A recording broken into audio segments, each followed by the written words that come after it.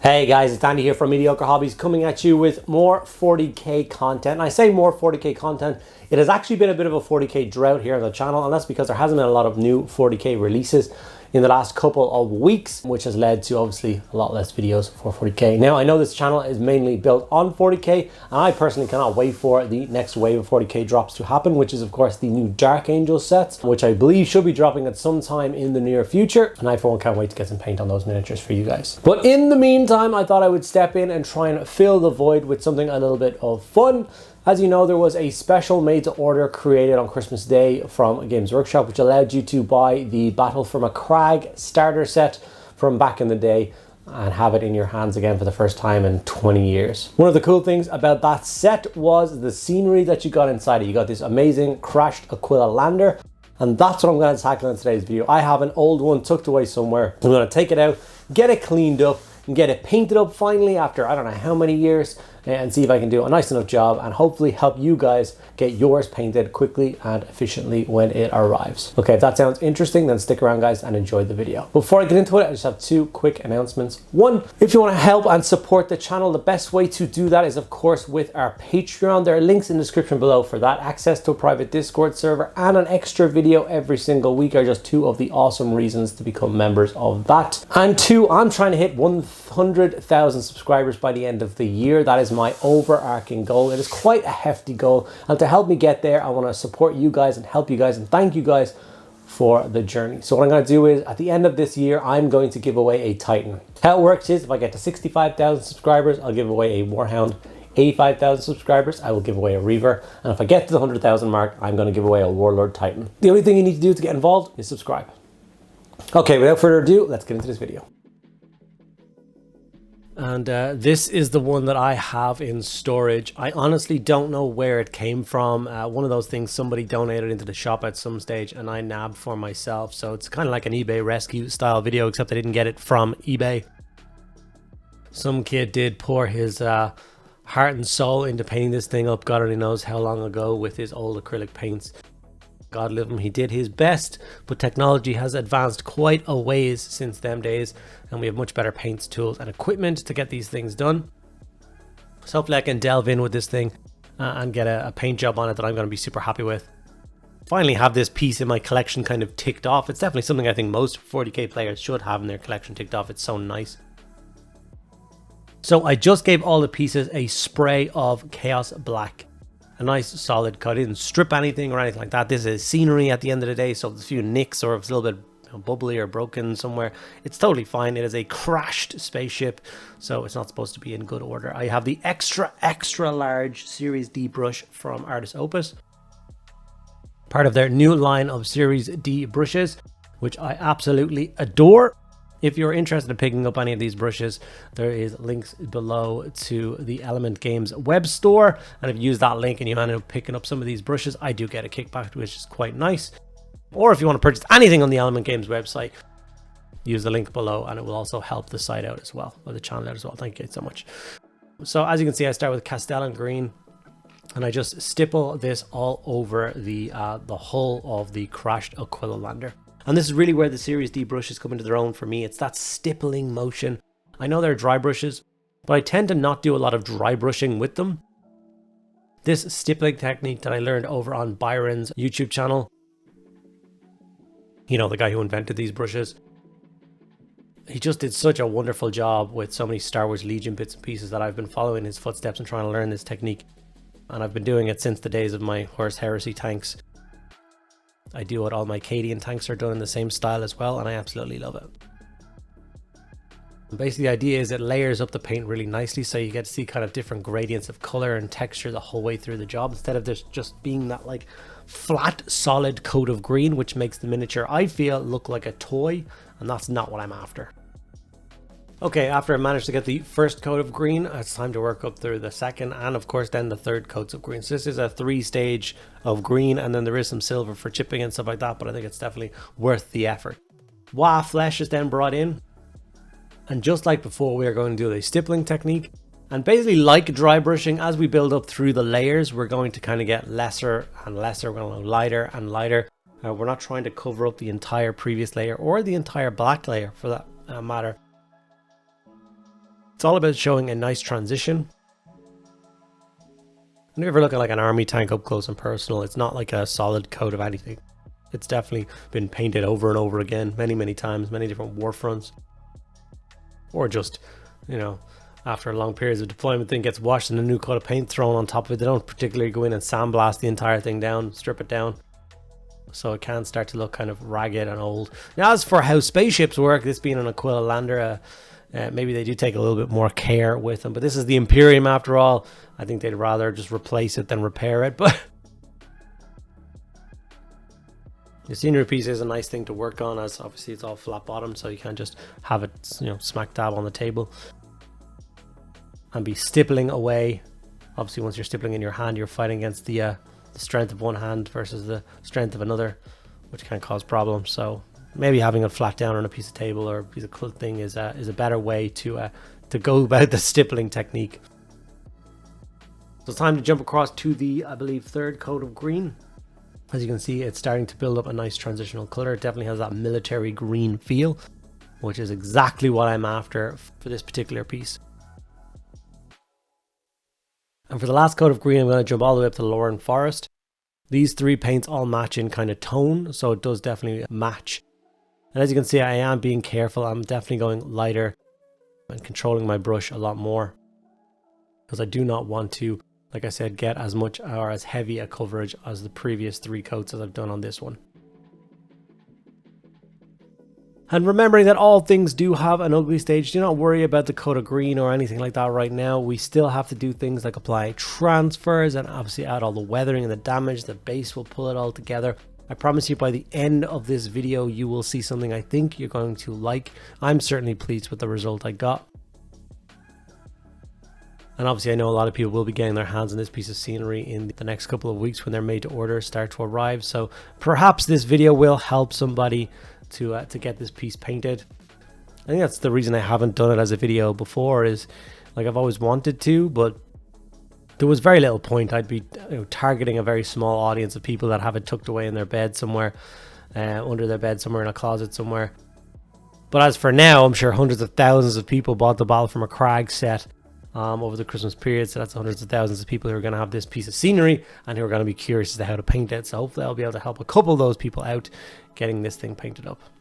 So I've jumped on to the first time I'm using lead belcher, and this is to block in particular pieces, particular colors, whether it's pipe work, whether it's the engine stacks, whether it's inside the engine bays, or any other bits and pieces like that, where you think it's going to match or matter if it's going to be silver or not. So like I said, these huge big exhaust ports here for the engines are going to go all silver. I did decide to do the frames of the canopies in silver as well. I'm not sure whether I would have kept them green or done silver. After I looked up some images online, they all had done the canopy frames a different color to the actual hull. I'm not sure. I probably, if I could go back again, I might leave it green. I don't know. You can tell me at the end as well when you see the final result whether you think those bits should have stayed the military green or whether it should have gone into the silver. I throw a quick dirty sepia wash down across all of the metallic bits that I did. And I did have this internal conflict as I was going through the process of painting this as to whether I wanted it to seem like a fresh crash site or whether I wanted it to seem like this is an old crash site, you know, something that's been here for years. And honestly, I still don't know what I was going for. I haven't gone in with like tufts and stuff like that yet, so I don't know how I'm going to attack the base. If I'm going to kind of cover the vehicle in some grass tufts and stuff as well, which then insinuate that it's a much older piece. I don't know. I added a bunch of transfers all over it, as I'm one to do. I love transfers, and I think it definitely makes a military vehicle look like a military vehicle. As you see, underneath the cockpit is the word frostbite. That is, of course, the pilot's handle. And just like Iceman, my idea was that this guy had obviously ice in his veins. He was very cool under pressure, and we're going to in and out of any drop site that was needed. No questions asked, and he always got the job done. Well, obviously, except for the last time, because he ended up as a pile of scrap strewn across the battlefield. So unfortunately, poor Frostbite met a chilling end. After that, we got some Black Templar contrast, and just like the first coat of Lead Belcher, we're going in and picking out a few details that we think should be black. So all the pipe work and stuff like that. And anything else you kind of jumps out at you, whether it be vents or inside the engine bay, if there's canisters or anything like that you think should be black, you can hit it at this stage as well. I also used it to black line in between all the panels just to kind of tidy it all up, which I think did work a treat, added a little bit more definition to the flyer. Bit of retribute armor gold on the Aquila. As you know, you have to give reverence to Aquilas at all times. There's one nice one on the very top here, so I'm going to do that in gold. You can choose to leave it military green, or you can choose to paint it silver, or whatever you want. But for me, it's, like I said, it's an Aquila, so I think it should be a gold, and something they do polish after every mission. Make sure that that's gleaming, the protection of the Emperor on them. Starting to get somewhere now. Now it's time to jump back to Lead Belcher, but unlike the other time where we're trying to block in colors, this is for an all-over dry brush to add a little bit more weathering and chipping. The reason we did do it at the same time as the canopy is because we wanted to put all the transfers and stuff on first, so that when we do some of the silver weathering, we'll of course chip and weather those transfers at the same time. And as you can see, this adds lots of nice scratch damage. And just that kind of worn, battered look. This thing did come to a skidding halt across the battlefield, which of course has dinked up the paint to quite bad degrees. And this is just another really simple, easy and effective technique to help certain paint schemes jump off of the models themselves. So obviously this stage jumps off when I do it on an Astra Militarum tank just as much as it does now. You can see it starts to bring all those sharp lines into focus. Makes it really feel like a crashed military vehicle. I'm very happy with this. After this, we're going to have to come in and paint the canopy. So the canopy for me is going to be painted in 2 different blues and then a gloss varnish. So we're going to go for Inky by Darkness, which is a really dark blue, just to block it in. I still want these things to look like they have that kind of sun glare. They go in and out of atmosphere. Obviously, they're going to have fairly polarized canopies. So Inky by Darkness, I think, is a perfect base coat for that. All we're going to do is carefully apply it. Make sure you get the dome on the top as well. After that, we're going to come in with Stegadon Scale Green, which is still quite a dark blue. I don't want this thing to, the canopy to scream off the model or draw too much attention away. But Stegadon Scale Green painted in as well. Very similar mashing to the first coat, except just a little bit less. So leave some of that darker blue in the recesses and edges, and just get the brighter color kind of in the middle of the glass panels, if you will.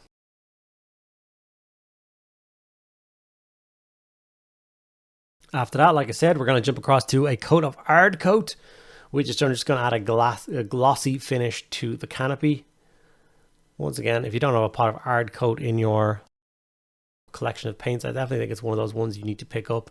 One pot of it will pretty much last you forever because you don't use it very often, but canopies or gemstones or, you know, those kind of bits and pieces you want to make a little bit shiny, you use a drop or two of it here or there, but it's nice to have.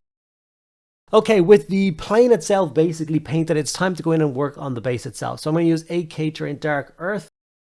Now, obviously, you could, of course, just paint the ground as it is because it's already textured, but the texture is a little bit inconsistent across the entire thing.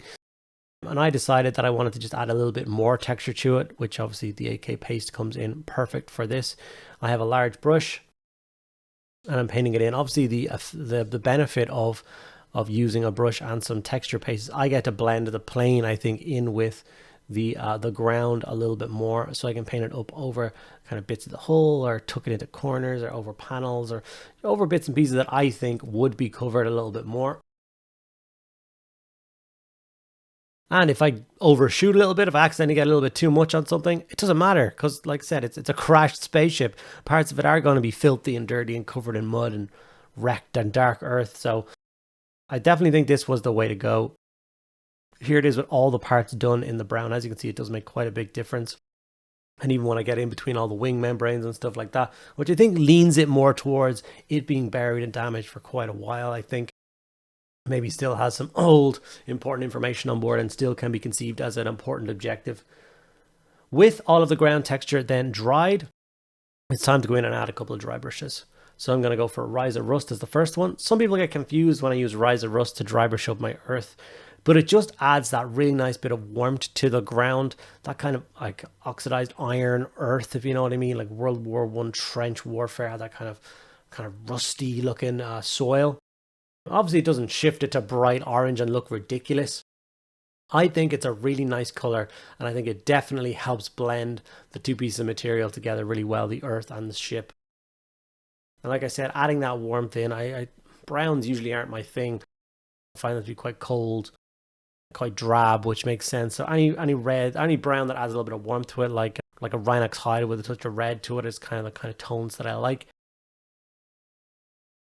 Hence, adding this orange layer into my paint scheme for the ground really does help me out. And obviously, as you're dry brushing on, I'm still using quite a large brush. And it doesn't matter if I overshoot and end up dry brushing a little bit of the plane or whatever. It just helps to blend it all together and make it feel like a piece. I'm really happy with it.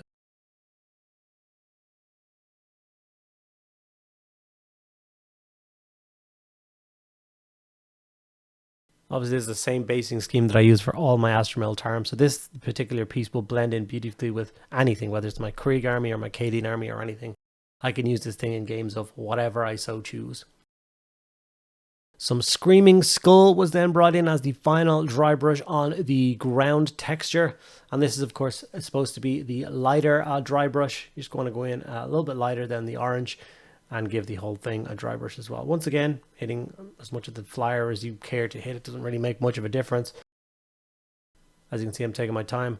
I was careful and didn't hit the pouch and the auspex on the ground there, which I can see here in that video. Unfortunately, I did forget to paint them in the end, so I will have to go back and touch up that. It's just a string of pouches and an auspex, which has been discarded by co-pilot or pilot or whatever as he's clambered his way out of this. Maybe Frostbite did indeed survive. Maybe he's still serving the Imperium today, flying a new plane. Maybe because he lost a plane, he's just mopping floors. We don't really know yet. So you can see the difference that the bone does as well. It keeps the warmth of the orange and the brown. That's all still in there. But just kind of, I don't know, jumps up the tone, jumps up the color. As you can see, it doesn't take much time. And obviously, like I said, I haven't added tufts or grass or anything like that because I hadn't decided it was new or old. I think I have decided that it's now going to be an old flyer. So I think I will go back and add grass tufts and some flock and stuff into this pieces. But as it stands, this is the finished crashed Aquila lander that I'm going to take this model to for this particular video. It's an absolutely stellar piece of scenery that came out with a great starter set. The Balfour Macragge is just iconic. And I'm just definitely very pleased and proud to finally have this awesome piece of scenery fully painted and in my collection. And I will definitely use it in some games of 40k in the very near future as the kind of primary objective of the game. Here is the Frostbite himself, who has actually escaped the crash and is now working for Krieg. And then, of course, a couple of other high-res images of some pieces of it under a black backdrop. Like I said, I'm really pleased with it. I hope you guys are too. And I hope if you are getting your hands on one of these pieces of scenery that this video has taught you something and will make your process of painting it even easier. Okay guys, and there we have it. After nearly 20 years, this set of awesome scenery is finally painted. I did it in a traditional Cadian scheme, so matching with my guard regiments, become this awesome objective piece on a gaming table, or just an awesome piece of scenery to fight in and around. I hope you guys enjoyed this video. If you did, make sure you let me know by giving the video a like. Ask me any question you want in the comments below. I will go back to each and every one of you guys, and make sure that you are subscribed to the channel so you don't miss more 40k content or the chance to win a Titan. Okay guys, I'll see you in the next video.